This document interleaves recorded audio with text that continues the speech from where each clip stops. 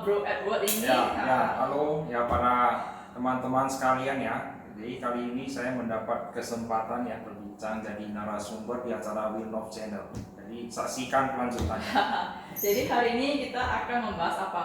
Tentang ini ya, tips untuk menjadi makmur dan ya dan berlimpah gitu. Nah, mungkin dari Bro Edward. Nah, sekarang hari ini juga pakainya prosperity wear ya. Ya. Jadi pakaian kemakmuran ya, baju kemakmuran ya. Ya betul lah. Ini artinya kemakmuran. Ya, jadi di tahun harimau ini makmur gitu ya. Ya. Oke, jadi apa yang mau di-sharing Bro Edward tentang gimana sih, apa tips-tips atau poin-poin apa supaya kita itu bisa merasa berlimpah atau dan bisa makmur gitu. Ya, jadi ini ya, jadi makna prosperity ya. Jadi dalam bahasa Mandarin, nah ini kan dalam suasana Imlek ya, jadi itu Imlek lagi nih. Ya, ini dapat baju ini dalam suasana Imlek hari itu. Ya, jadi, tapi ini kan melambangkan tahun harimau ya. Ya, tapi ini yang mau ya. saya sampaikan ya, itu prosperity kalau dalam bahasa Mandarin itu adalah fu. Ya, jadi kalau kita melihat kata dari fu itu ada 3 bagian ya. Jadi yang pertama itu di sebelah kiri, yaitu ada satu tulisan seperti pu, itu ada pu, kemudian ada satu, kemudian ada mulut, kemudian ada sawah. Nah, jadi itu ada 4 karakter dalam sebuah kata prosperity atau fu dalam bahasa Mandarin. Jadi saya akan menjelaskan makna prosperity dari karakter Mandarin itu. Ini yang pertama, bagian pertama yang di sebelah kiri ya, kamu kan tahu kan fu itu seperti apa kan? Iya, Anda nggak tahu. Jadi di sebelah kiri itu ada seperti satu fu, itu mengandalkan itu adalah tulisan baju. Nah, kalau dari fu te ifu itu sebelah kiri itu ada bagiannya itu. Ya. Kemudian di sebelah kanannya Chinese karakternya itu ada satu mulut, ada satu mulut punya sawah, artinya punya cukup makan. Jadi sawah menandakan padi, menandakan makanan. Ya, karena ada satu mulut dapat makanan, satu baju dan bisa makan gitu. Jadi kalau orang punya bisa makan dan punya pakaian, itulah prosperity. Jadi Anda yang sudah makan hari ini, sudah punya baju, Anda layak bersyukur karena itulah makna prosperity. Oh, jadi makmur itu cuma bisa makan dan punya baju gitu. Ya, itu syarat minimal ya, syarat minimal. Jadi, jadi kalau untuk yang seperti berlimpah ruah, unlimited itu tidak ada batasnya. Jadi saya akan menjelaskan prosperity dalam konteks yang paling bawah, yang paling minimal gitu. Oke, tapi kan biasa teman-teman ini kan memikirkan prosperity itu sebagai makmur yang ya kita punya uang untuk mencukupi semua kebutuhan ya. Setidaknya semua kebutuhan lah, dimana saat ini ya tadi kan cuma ada apa? Baju sama makanan. Nah, gimana dengan tempat tinggal? Kan pasti kalau nggak tempat tinggal mana bisa dikatakan makmur. Nah, itu gimana? Nah, tempat tinggal ya itu sebetulnya ya bisa di mana-mana ya. Jadi sebetulnya kalau orang untuk mencapai prosperity ya minimal kebutuhan primer itu. Jadi sebetulnya yang saya mau jelaskan itu adalah kebutuhan primer orang. Kalau sudah tercukupi maka dia sudah termasuk dalam kategori orang yang prosperity, orang yang sudah makmur gitu. Oh, jadi makmur dalam arti cuman ini kebutuhan pangan, sandang dan papan gitu. Ya, betul. Oke, jadi oke lah kalau gitu pertanyaannya gini, kan teman-teman milenial nih tadi udah bisa lah ya, makan pasti bisa lah ya, nah, beli baju pasti bisa lah, tapi beli rumah kan belum semua orang bisa nih. Nah, berarti kan bisa dibilang belum makmur gitu loh. Gitu kan? Ya, makanya ini makna prosperity ini tiap orang punya ukurannya masing-masing ya. Jadi batas cukup orang itu beda. Ya, ada orang makan 3 kali cukup, ada orang makan 5 kali cukup, ada orang punya satu rumah cukup, ada orang mau punya rumah lebih dari 5 baru cukup. Jadi ya sesuai dengan maknanya seperti yang saya jelaskan tadi ya, kalau orang itu sudah mencapai kebutuhan dasarnya, dia sudah layak bersyukur karena sebetulnya jari kita ini ada 5, jadi Jadi kita tuh selalu menganalogi ya, bahwa diri kita itu adalah jari tengah, makanya jari tengah itu harus ditemani dengan jari-jari yang lain. Jadi kalau tidak ditemani itu makanya seperti ini. Apa itu? Ya, ini dalam bahasa Barat di situ ya, itu adalah ungkapan yang sangat sombong ya. Oke. Jadi mereka menggunakan setiap begini. Nah, jadi diri kita ini adalah di jari tengah. Ada orang di atas kita, ada orang di bawah kita.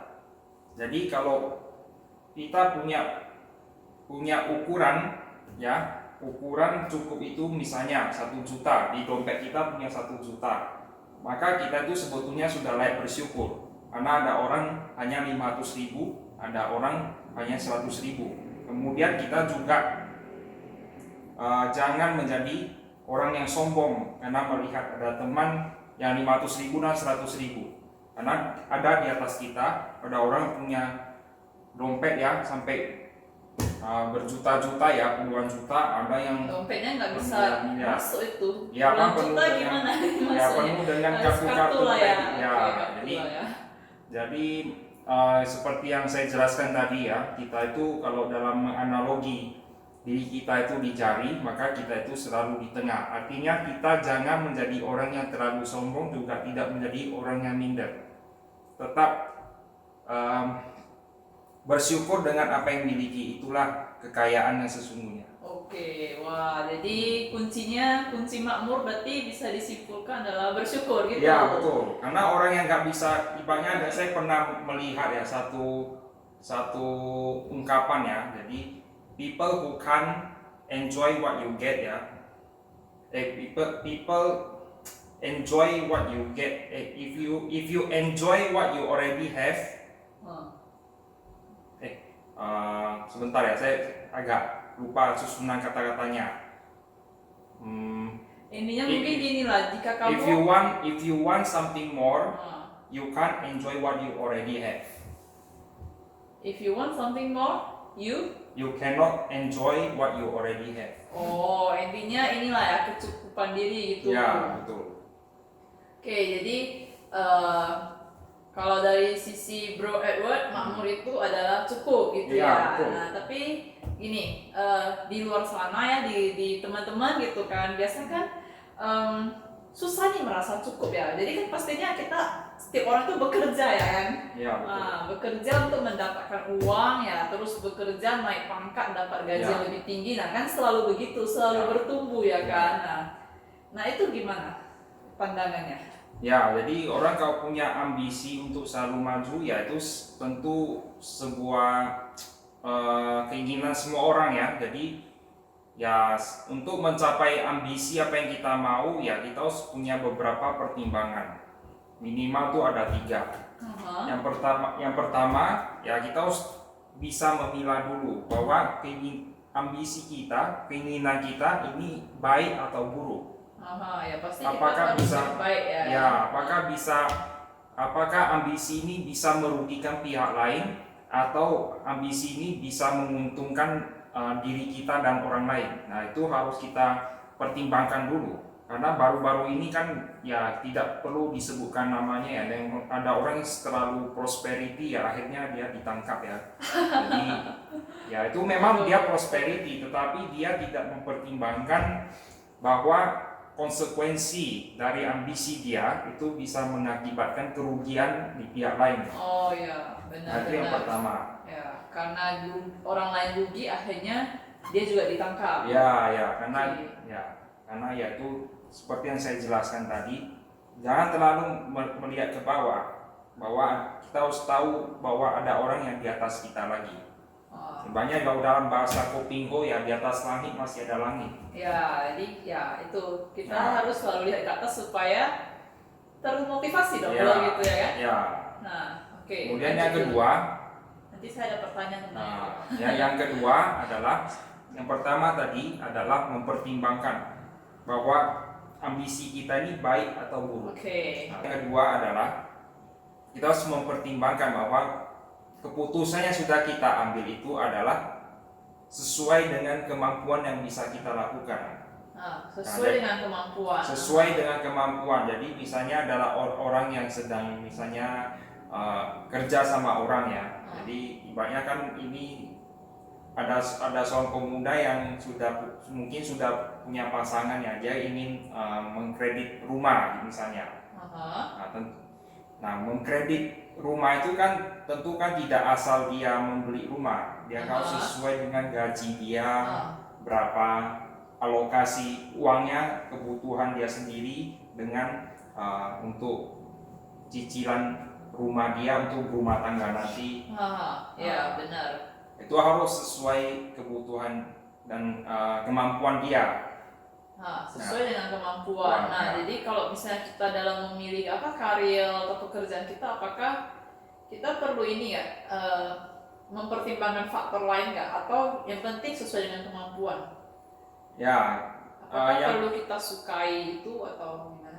Yang pertama tentu harus kita sukai. If you love what you do, ya tentu success will come to you. Nah, itu ada sebuah ungkapan seperti itu.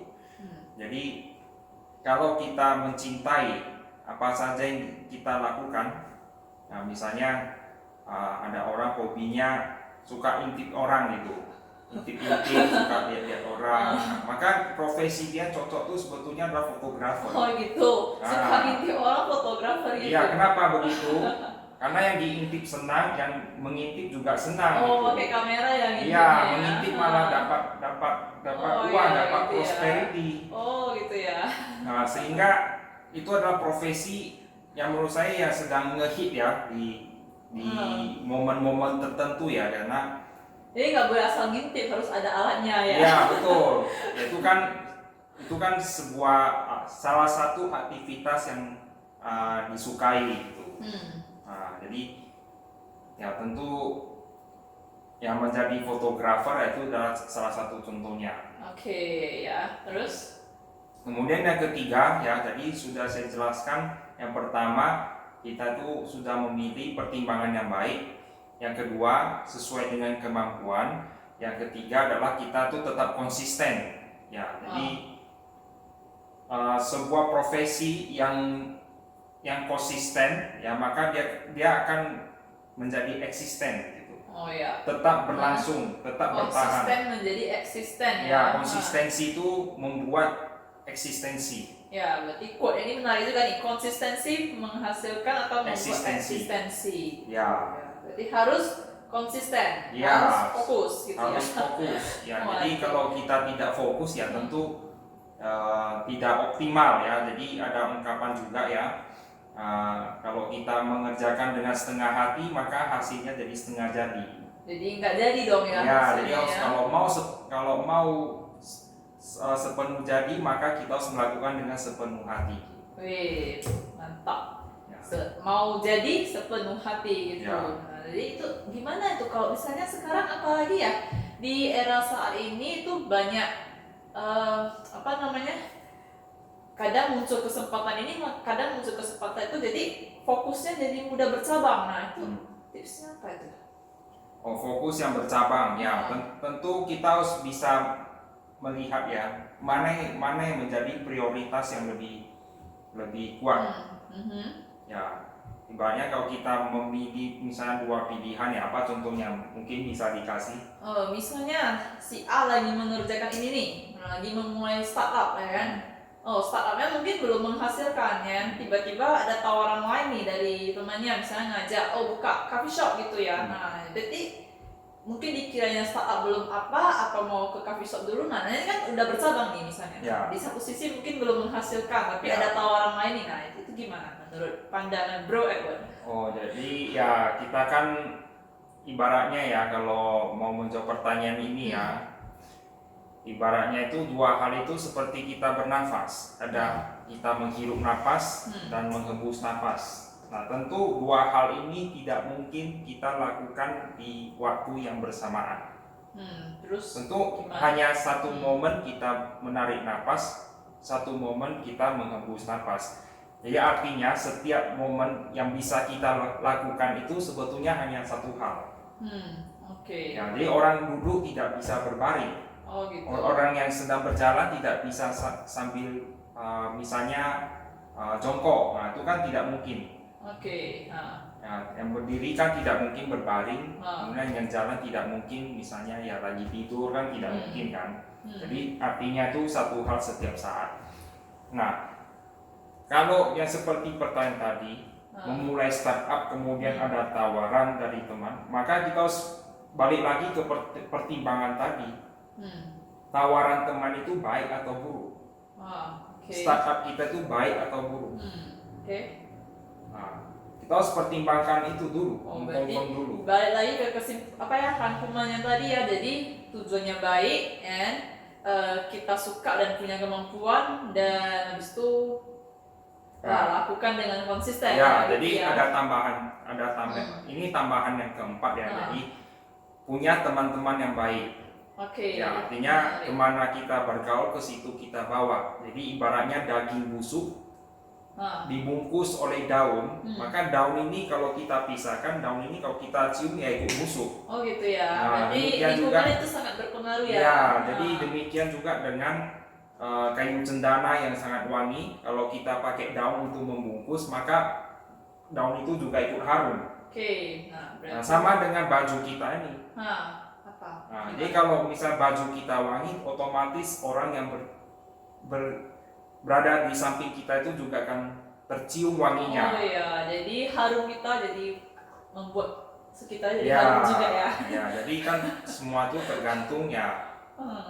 Pergaulan juga itu sangat penting ya. Jadi dalam penjelasan ya di dalam Dhamma ya, itu Dhammanggala Sutta itu disebut ya tidak bergaul dengan orang yang, ya ini saya kutip sedikit saja karena berhubungan ya. Oke. Jadi itu ada baik dikatakan ya. Kalau dalam bahasa Palinya itu disebut asewana cak balanan. Wah, apa itu? Panditanan cak sewana. Pujaca pujanianan kita manggalan. Oke, jelasin. Ya, jadi itu adalah tidak bergaul dengan orang yang tidak bijaksana. Oke, tidak bijaksana. Itu asewana cak balanan. Kemudian baik yang kedua panditanan cak sewana, itu artinya kita bergaul dengan orang-orang yang bijaksana. Kemudian yang ketiga pujaca pujanianan, itu artinya adalah kita menghormat kepada yang patut dihormat. Jadi yang patut dihormat misalnya ada orang tua kita, ada keluarga kita, ada juga misalnya guru kita. Nah, itu adalah salah satu objek ya, subjek yang harus kita hormati. Jadi kemudian yang keempat etang utama itu adalah berkah utama. Jadi kalau kita tidak bergaul dengan orang yang dungu, bergaul dengan orang baik, menghormat pada yang patut dihormat, itulah berkah sebetulnya. Artinya berkah dalam arti prosperity. Ternyata menarik ya ini mengupas isi pikiran dari Bro Edward ya. Jadi pertanyaan terakhir yang mungkin nanti kita akan ngobrol-ngobrol lagi di sesi selanjutnya. Nah, ini kan Bro Edward pakainya prosperity wear ini. Nah, ada ngaruh nggak nih ya? Maksudnya ada ngaruh nggak ke topik kita tentang prosperity hari ini? Ya tentu ya. Ya sebetulnya tentu sangat berpengaruh sekali. Ya seperti yang saya tadi jelaskan ya. Bergaul, kemana kita bergaul, kesitulah kita ke bawah.